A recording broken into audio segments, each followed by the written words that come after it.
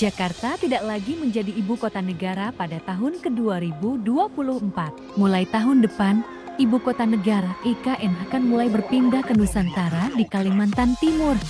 Bambang Susantono, Kepala Otoritas Ibu Kota Nusantara, mengatakan Presiden Joko Widodo akan mengeluarkan keputusan Presiden pada paruh pertama tahun ke-2024. Kepres tersebut mengesahkan pengalihan IKN dari Jakarta ke Nusantara. Manakala Presiden mengeluarkan Kepres pada 2024, ibu kota akan pindah ke IKN Nusantara.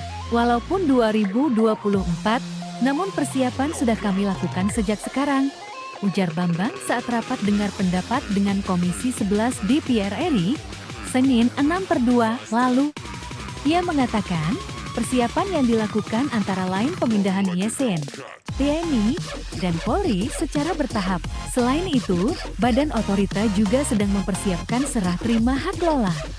Tidak hanya itu, pelayanan publik lainnya juga harus siap beroperasi pada tahun ke-2024. Karena itu, Otorita Banda harus mulai melakukan persiapan mulai ke-2023. Menurut Bambang, hanya tersisa 559 hari untuk menyelesaikan instruksi Presiden Joko Widodo agar upacara HUT RI ke-79 bisa digelar di IKN Nusantara.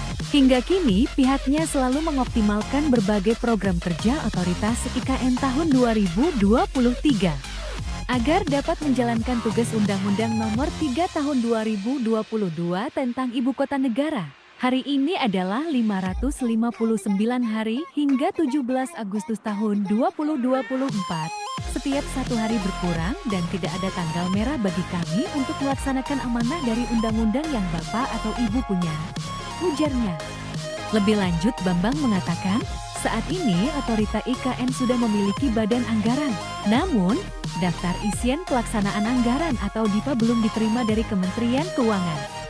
Otorita IKN mengajukan anggaran sebanyak Rp65,0 miliar dan telah disetujui oleh Kemenko, dan untuk tahap pertama telah diberikan sebanyak Rp25,0 miliar.